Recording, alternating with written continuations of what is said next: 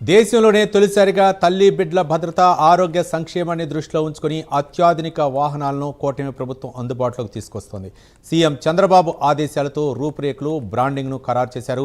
తల్లులు నవజాత శిశువులు సులభంగా ఎక్కడం దిగటం ప్రయాణంలో భద్రత అవసరమైన సౌకర్యాలను దృష్టిలో పెట్టుకుని వాహనాలను రూపొందిస్తున్నారు. ఆసుపత్రి నుంచి ఇంటికి వెళ్లే సమయంలో తల్లి శిశువులకు ఎదురయ్యే రవాణా సమస్యలను తొలగించడం, ప్రసవానంతరం సంరక్షణను మెరుగుపరచడం, హై రిస్క్ గర్భిణీలకు అవసరమైన సమయంలో రవాణా అందించడం ద్వారా మాతా శిశు మరణాలను తగ్గించడమే ఈ సేవల ప్రధాన లక్ష్యం.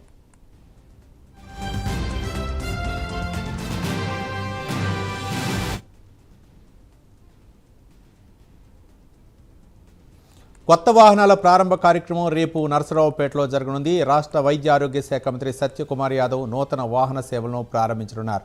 రాష్ట్ర స్థాయిలో జరిగే ఈ కార్యక్రమానికి అనుగుణంగా జిల్లాలోనూ కొత్త వాహనాల సేవలను ప్రారంభం కానున్నాయి. ప్రభుత్వ ఆసుపత్రుల్లో ప్రసవాలకు గర్భిణీలకు మాత్రమే సేవలు ఉచితంగా అందుబాటులో ఉన్నాయి.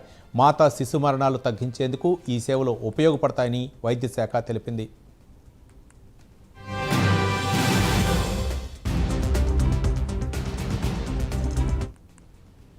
రాష్ట్ర వ్యాప్తంగా 102 సేవల్ని ఆధునిక విధానం మరింత విస్తరించేందుకు ప్రభుత్వం మొత్తం 500 వాహనాలను సమకూర్చుతోంది.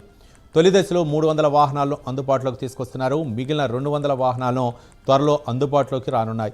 సదరు జిల్లాల్లో ప్రసవాల ఆధారంగా ఈ వాహనాలు కేటాయించారు. ప్రభుత్వ ఆసుపత్రిలో ప్రసవించిన తల్లి నవజాత శిశువును ఆసుపత్రి నుంచి ఇంటికి చేర్చే డ్రాప్ బ్యాక్ సేవ పూర్తిగా ఉచితం. తల్లితో పాటు 2 సహాయకులు కూడా ప్రయాణించవచ్చు.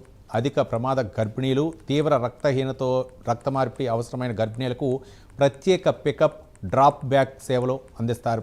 2025-26లో 102 సేవల ద్వారా 2,05,914 ప్రయాణాలు నిర్వహించారు. ఇందులో 1,65,093 ప్రసవానంతరం డ్రాప్ బ్యాక్ ప్రయాణాలు, 40,821 హై రిస్క్ గర్భిణీల రవాణా సేవలు ఉన్నాయి. వీటి నిర్వహణ బాధ్యతలు consortium of Vidyaveda foundation and messrs Srinivasa tours and ట్రావెల్స్కు తాజాగా ప్రభుత్వం అప్పగించింది. ఈ సంస్థనే సొంత వాహనాలను నడుపుతోంది. 2026-27 ఆర్థిక సంవత్సరంలో 102 సేవల కోసం ప్రభుత్వం 37.40 కోట్లు ప్రతిపాదిత బడ్జెట్ను కేటాయించింది.